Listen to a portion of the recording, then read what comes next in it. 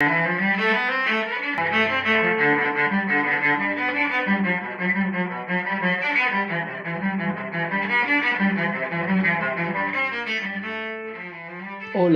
bienvenidos de nuevo a su podcast El lenguaje del universo, un viaje por la humanidad de las matemáticas. Saludo a los viejos oyentes y le abro las puertas a los nuevos oyentes de este espacio donde van a encontrar historias de matemáticas y van a hacer viajes, como dice su nombre, un viaje por la humanidad de las matemáticas. Vamos a tratar de encontrar eso que yo amo de las matemáticas y que los que estamos detrás de este gran proyecto amamos de las matemáticas. El día de hoy sería nuestro segundo podcast. Qué pena la demora, pero es que hemos tenido mucho trabajo. Ustedes entenderán, en estos momentos en casa a veces el trabajo se multiplica. Eh, Como les digo, el día de hoy vamos a hablar de algo muy importante, algo muy interesante. Vamos a empezar por el principio. ¿Y cuál es el principio de todo esto? Los números. Las matemáticas para muchos son números y números.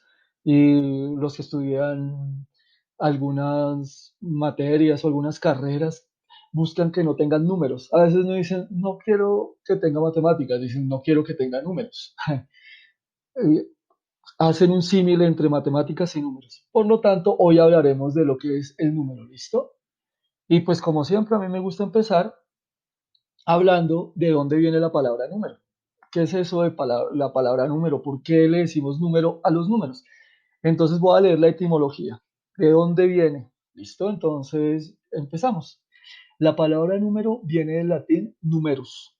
Este vocablo está formado por la raíz indoeuropea nem o nom, que significa asignar, tomar o distribuir, y un antiquísimo sufijo, o sea, muy viejo, eso, el sufijo eso, que con el tiempo se fue transformando a ero. ¿Listo? Esta raíz la tenemos presente en el latín, en la palabra numus, que antiguamente quería decir moneda. Por eso se llama numismática a la ciencia o a lo que estudia las monedas. ¿Listo? Lo que es todo lo que tiene que ver con las monedas.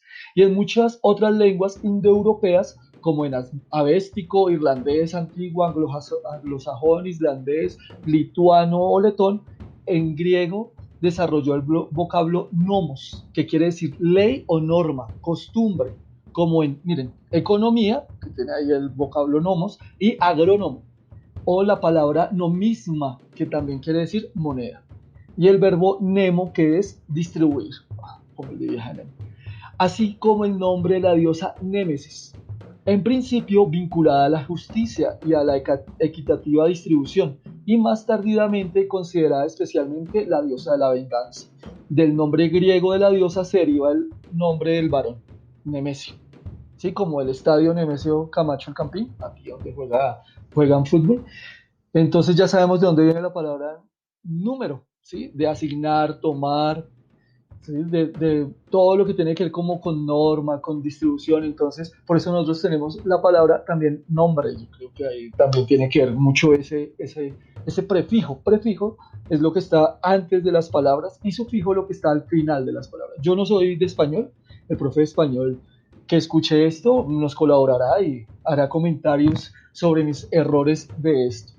Bueno, ya sabemos de dónde viene la palabra número. Ahora vamos a ver de dónde vienen los números. Entonces, para eso, pues, vamos a empezar. Es una lecturita también de un texto que se llama La historia de las matemáticas, escrito por Julio Rey Pastor y José Babini. Es un clásico. Es un clásico. Julio Rey Pastor es un clásico. No lo voy a leer completo, tengo otros aportes de otros lados, entonces, pero voy a leer la introducción, un pedacito que es muy, muy bonito y que pues, nos puede hacer entender por qué la importancia de los números o por qué la importancia de las matemáticas, que es como la idea general. La expresión "el mundo está impregnado de matemática", convertida en lugar común en una era tecnológica como la actual, es una expresión válida para todas las épocas humanas. Tan consustanciados están el contar y el comparar con las específicas actividades del hombre: pensar, hablar y fabricar instrumentos. En la mente y en la acción del hombre prehistórico no están ausentes los números más simples, las formas más elementales y la ordenación más visible de las cosas. En el hombre que da nombre a las cosas y a los actos, que conserva el fuego e imagina trampas para cazar animales, que construye viviendas y tumbas, que observa el movimiento de los astros y destaca direcciones especiales, que computa distancias con su cuerpo y sus pasos, que graba escenas de un impresionante realismo. En ese hombre y en esa actividad están prefigurados los conceptos básicos de la matemática: número, medida, orden. Bueno, digamos que ese era el pedacito. Ahora sí vamos a empezar. Como, ¿de dónde vienen los números? ¿Sí? ¿Cuándo nacieron los números? ¿Cuándo se inventaron? ¿O quién los inventó? Sí, como que de pronto alguien dice, ay, no, el número lo inventó tal persona, tal otra. Entonces empezamos. El primer atisbo de número lo encontramos en la prehistoria. ¿Sí? Antes de todo, ahí encontramos una marca en un hueso. Representaba un número, un animal cazado, una oveja, una casa, algo, representaba esa marca en el hueso. Y surgió debido a la necesidad práctica de contar objetos. Pero fueron los sumerios los que decidieron darle al número uno su independencia. Lo lideraron representándolo como una ficha, un pequeño cono. Podemos decir sin miedo a equivocarnos que esta pequeña ficha cambió el curso de la historia. Pero, ¿dónde encontramos ese elemento? ¿Listo? ¿Dónde lo encontramos? ¿En un hueso o en un palo?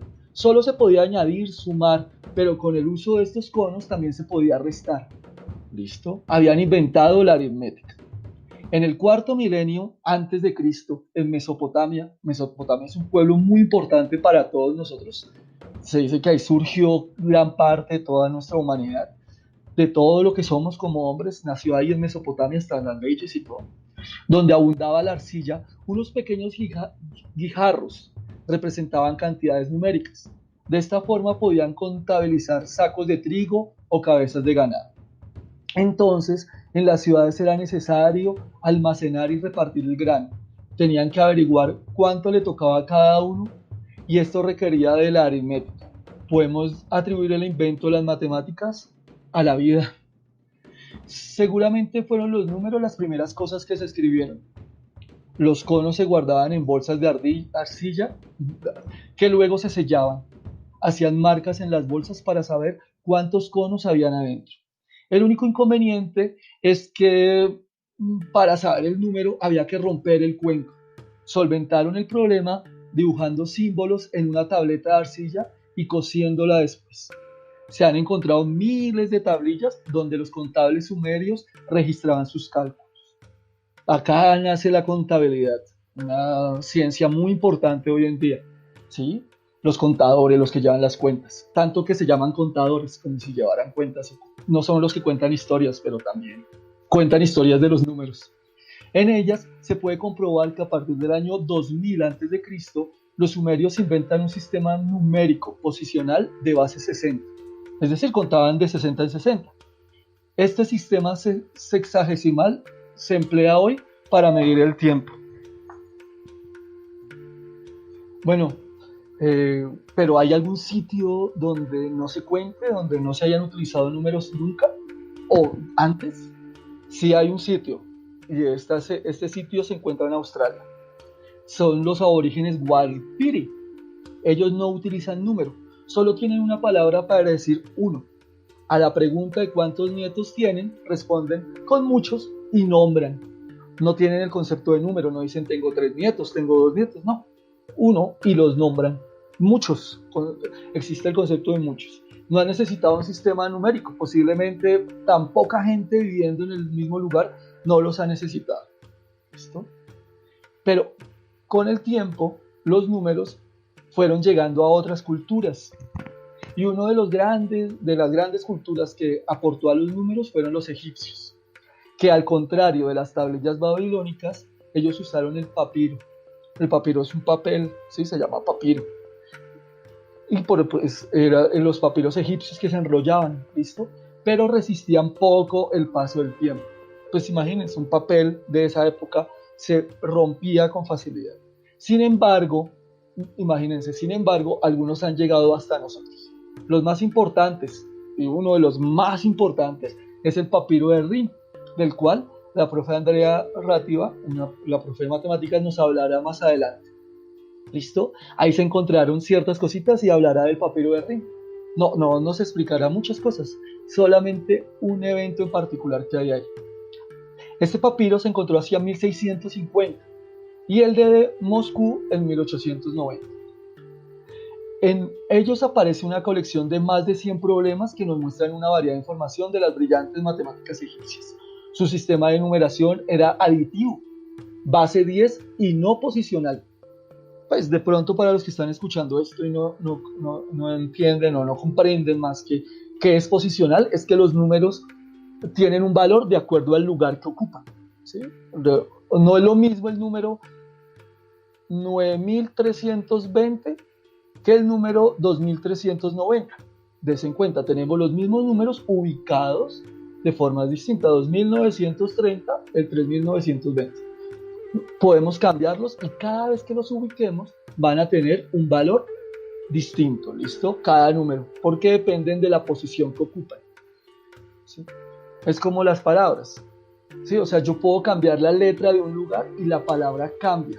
Por ejemplo, la palabra Roma, yo le cambio las letras y digo amor, ¿sí? O ramo, y cada palabra tiene un significado diferente. Lo mismo pasa con los números. Entonces, por eso es lo que se llama posicional. Así a grandes rasgos, ¿listo? En clase lo verán más, o ya los que saben, los envidio muchísimo.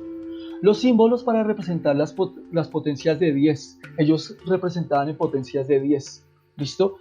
Los egipcios, al igual que los babilonios, también trabajaban con fracciones. Imagínense, ya empezaron a trabajar con fracciones. Eso de que, porque las cosas se rompen, ¿no? Las cosas no están completas. Entonces empezaron a trabajar con fracciones.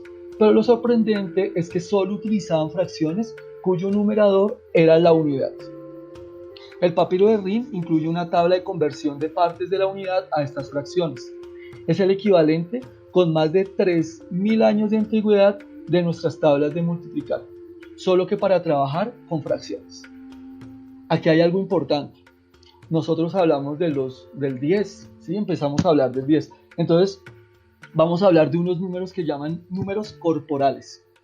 Es natural que el hombre, para contar y hasta para sumar, haya acudido a lo que tenía más cerca, su propio cuerpo, en especial los dedos de las manos y eventualmente de los pies. Aún hoy hablamos de dígitos, del latín digitus, que quiere decir dedo, para referirnos a las cifras 1 a 9.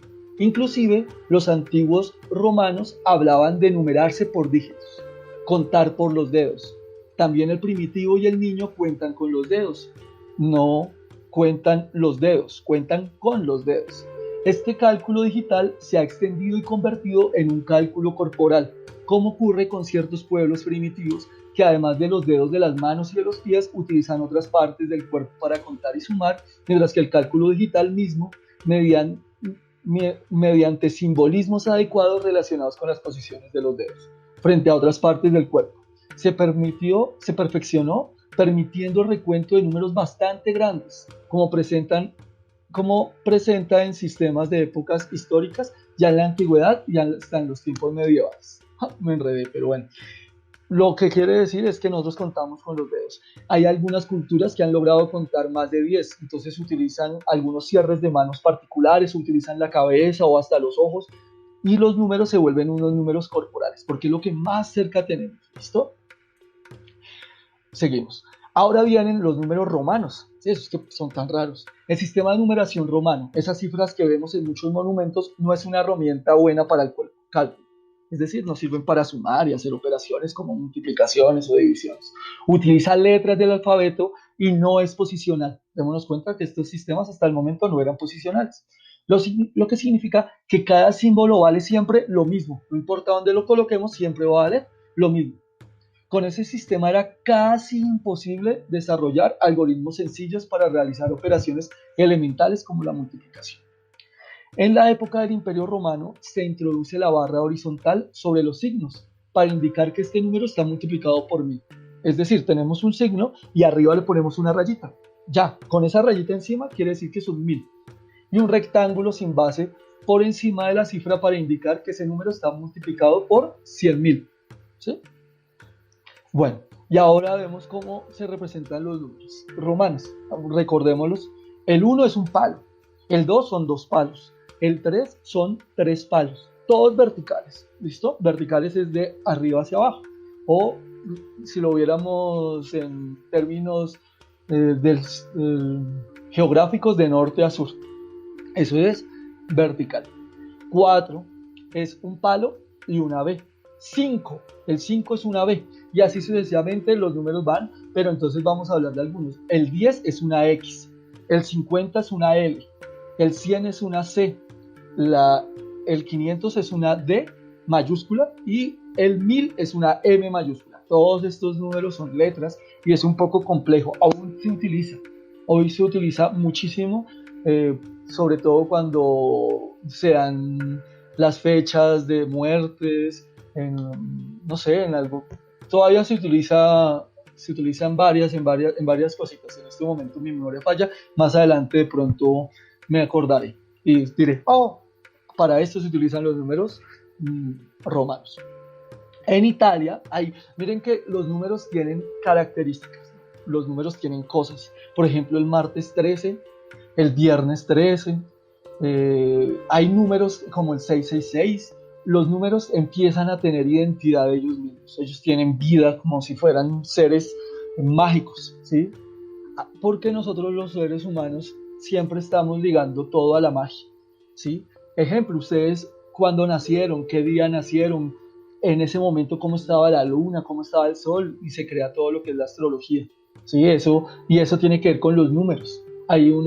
Hasta hay gente que lee los números. Bueno, esto es un montón de situaciones. Por ejemplo, hay una historia de que en Italia no se puede entrar a la habitación 17 de un hotel. ¿Listo? La ambivalencia de los signos como letras y como números dio origen a una superstición muy arraigada en la numerología, que todavía hoy ejerce una influencia. En muchos hoteles italianos no existe la habitación 17, porque en número romano se escribe X, B y 2 palitos, y cambiando las letras se obtiene Vixi, que traducido significa vivi, que es decir, estoy muerto. ¡Oh, qué miedo! Bueno, ¿cómo se formaron nuestros números actuales? Es importante entender cómo se formaron. Hay una leyenda por ahí en internet, que hasta yo caí en esa leyenda en algún momento, que tienen que ver con los ángulos que tiene cada número. Y digamos que podría ser, ¿sí? O sea, no voy a negar que sí puede darse, pero no es tan correcta. Esto no es tan correcta esa idea. Los números, digamos, nuestros números se conocen como arábigos, ¿sí? Porque vienen de toda la región de Arabia, pero realmente son números hindús, porque vienen de la India específicamente, que se han ido transformando con el tiempo, pero son números hindús. Nosotros leemos muchísimo a India, muchísimo. Ahorita vamos a ver una de las cosas que más leemos. Bueno, el podcast de hoy está un poco largo, pero es que es una historia larga. El invento de la grafía de nuestras cifras actuales proviene de las cifras Gobar, palabra que significa polvo. Hace referencia al polvo fino que los calculadores esparcían para poder trazar los números con un punzón y efectuar así sus operaciones. El invento de las 9 cifras y el 0 se produjo en la India. Acá están hablando de algo muy importante, del número 0. Bueno, ya ahorita hablaremos de él porque ese número tiene un capítulo aparte, ¿listo? Tiene un capítulo aparte. Bueno, en la siguiente forma miraremos, en el siguiente capitulito, vamos a hablar del 0 de pronto hoy. ¿Listo? Los números fueron transformándose. ¿Listo? Fueron empezando a hacer trazos naturales, digamos, como la arena o algo así, trazos, y luego se fueron convirtiendo a esas formas estilizadas que conocemos hoy de los números. ¿Listo? Fueron una transformación como natural del lenguaje. Es como cuando ustedes empiezan a escribir, al comienzo hacen garabatos y cosas, pero con el tiempo empiezan a tener una letra Algunos no tan bonita y algunos muy bonita, ¿sí? Pero con el tiempo la van transformando. Pero miren lo importante, con solo 10 símbolos podemos expresar cualquier número, por muy grande que sea. ¿Listo? Uno de los inventos más importantes de los números es el número cero. ¿Listo? Por eso ya hablaremos de él y hasta me puse nervioso cuando lo nombramos, porque es sumamente importante. Para mí, es el número más importante. ¿Listo? Porque nos permitió generar números muy grandes como el Google, ¿sí? Números muy, muy, muy grandes. Esto significa que una misma cifra representa distintos valores según el lugar que ocupe, porque el cero nos ayudó ya a generar el sistema posicional que nosotros conocemos. ¿Listo? Entonces, pues, gracias al número cero podemos hablar de muchísimas cosas. Uy, preciso, le dio al señor al señor de la calle empezar a gritar. Eso es algo normal, no importa. ¿Cómo se introdujeron los números en Europa? Esto es muy importante. Con el nacimiento del Islam y su expansión hacia el este, los sabios árabes entran en contacto con las cifras hindús. A pesar de las innumerables ventajas de este sistema de numeración, se necesitaron casi 1000 años para introducir este sistema desde la India a Europa. Un viaje largo, largo y cargado de aventuras. Al principio del siglo IX, el matemático árabe más popular, Al-Khwarizmi, publica su famosa aritmética, el primer texto árabe sobre los nuevos números y la forma de operar con ellos. En el siglo XI, los números indoarábigos ya son utilizados por sabios comerciantes y mercaderes, desde la India hasta la España musulmana. La introducción de estos números en la Europa cristiana se produce por las vías de España y Sicilia. Nuestros queridos números llaman por primera vez la puerta de la Europa medieval en 1202, a través del famoso libro, bueno, famoso en esa época porque yo creo que muy pocos lo conocen, famoso, no sé, Einstein ahorita, pero este libro no es tan famoso para ustedes. Liber Abaci, de Leonardo de Pisa, más conocido como Fibonacci. Fibonacci va a tener un episodio particular en nuestros podcasts. Este genio aprovechó sus viajes comerciales por todo el Mediterráneo para entablar contacto y aprender de los matemáticos más notables de la época. Fibonacci descubrió pronto la importancia del nuevo sistema de numeración. En su obra nos dice, con estos 9 números y el signo cero se puede escribir el número que se desee. Sin embargo, no consiguieron destronar tan fácilmente a los números romanos. Casi un siglo después de la publicación de este libro, la República de Florencia prohibió su uso, con el pretexto que se podía alterar fácilmente, como cuando juegas al bingo. Por ejemplo, 592 por 562, o lo que hicieron en ciertas elecciones de cierto país que cambian los números. Aquí no voy a decir que en este país, sino en otros países. Bueno, vamos a hablar del número cero. El número cero es sumamente importante y yo voy a hacer algo muy particular con el número cero. Siempre se ha hablado del número cero, viene de la India, pero hay algo muy particular y les voy a contar. El número cero apareció por primera vez en Babilonia alrededor del año 2000 a.C., es decir, como hace 4020 años en promedio. Esto se escribían en arcillas 5 ceros sobre tablillas. Utilizaban un sistema de base 60, como ya les había dicho, en la cual no se podía distinguir la escritura del número 23 del 203. Fue alrededor del año 400 a.C. que comenzaron a colocar símbolos de 2 cuñas en los lugares donde en el sistema decimal se escribiría el 0. Es decir, se leía 2 rayitas, 3, que quería decir 2 varios 3. También encontraron otras formas de representar el número 0 en las tablas encontradas en una antigua ciudad de Mesopotamia, al este de Babilonia, que datan del año 700 a.C. Se lo representaba con una notación de 3 ganchos. El 0, tal como lo conocemos, surgió en Mesoamérica, civilizaciones olmecas y mayas alrededor del 36 a.C., existiendo documentación que lo comprueba. Es decir, acá, en este continente que supuestamente fue descubierto, con todas las locuras que eso genera, nació el número 0. Es acá donde los olmecas, los mayas, le dieron la fortaleza a lo que eran los números. Y miren tan bonito lo que ven ahorita. Claudio Ptolomeo, en su escrito Almagesto, escrito en 130 después de Cristo, usaba el valor vacío o cero en conjunción con el sistema babilónico, es decir, los unía, ¿listo? Ptolomeo lo empleaba entre dígitos o al final del número, pero como signo de puntuación. Siglos después, en la India, 876 después de Cristo, aparece el cero para denotar un lugar vacío. Miren, 876 después de Cristo y acá en Mesoamérica estaba en el 36 antes de Cristo. Esos son muchísimos años, ¿sí? Aparece el uso del cero para denotar un lugar vacío, incluyéndolo como cifra, pero fueron los árabes quienes lo introdujeron en Europa. Por eso nosotros lo conocemos como números arábigos, porque fueron los árabes los que lo trajeron, ¿listo? El primer matemático importante que hizo uso del signo cero hacia el año 810 fue el árabe Al-Khwarizmi. La palabra cero proviene de la traducción de su nombre en sánscrito, que quiere decir shunya o vacío, al árabe sifr, que quiere decir lo mismo, a través del italiano. Imagínense lo difícil que fue ese momento. Le dieron la representación a la nada, al cero. Es muy bonito. Pero los mayas no tuvieron ese lío y alrededor del año 36 utilizaban un sistema de numeración vigesimal, es decir, se contaba de 20 en 20, porque tenemos 10 dedos de las manos y 10 dedos de los pies, con la inclusión de un símbolo para el número 0. ¿Listo?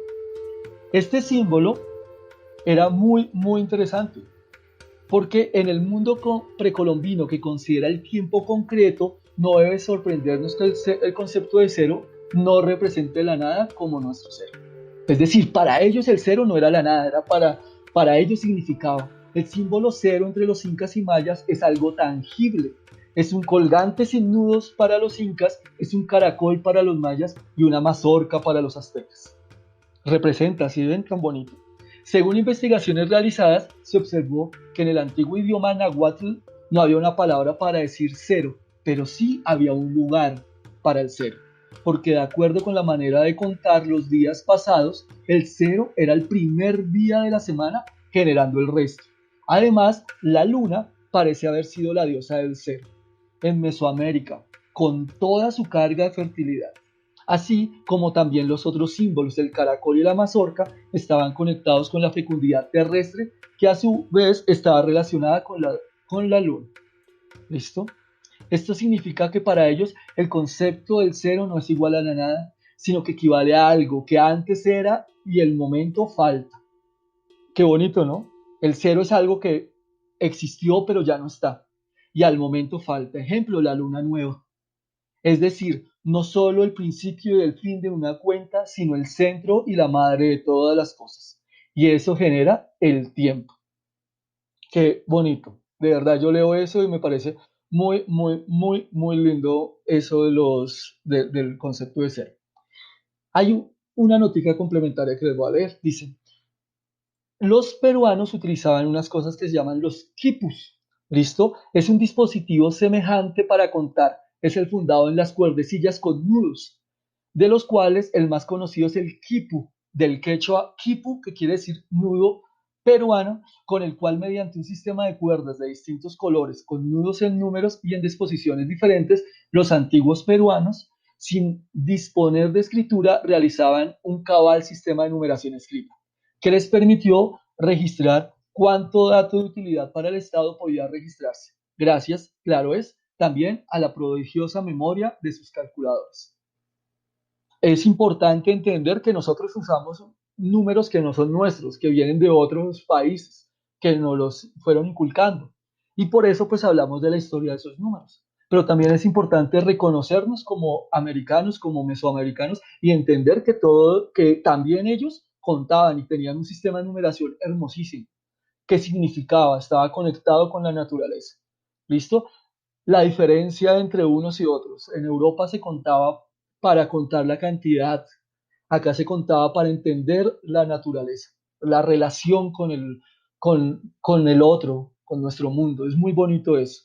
Miren, los números tienen una historia y vienen muchas más cosas sobre los números que más adelante contaré. ¿Listo? El día de hoy contamos hasta las cifras. Listo, el día de hoy contamos hasta dónde vinieron. Más adelante, en algún otro podcast, si nos alcanza el tiempo, porque a veces nos colgamos, hablaremos de números naturales, números enteros, números reales. Bueno, lo que hay son números, porque hay formas de pensar y hay formas de entender nuestro universo. Muchas gracias por haber escuchado este podcast. Eh, de verdad, esto se hace con el corazón, lo hacemos con el corazón para ustedes, para que lo escuchen. Les agradezco que estén acá siempre, que nos sigan, compartan este podcast y como les dije y les diré siempre, pero si les gustó, compártanlo a sus amigos y si no les gustó, compártanlo a sus enemigos, aunque nosotros no deberíamos tener enemigos, ¿no? Eso cargar con cargas y pesos es muy feo. Pero muchas gracias por haber escuchado. Y de nuevo, la música que escuchan, tanto al principio como la que escucharon al final, es gracias a nuestro profesor Blay, un gran violonchelista, un gran profesor y un gran ser humano. Gracias a todos, hasta la próxima.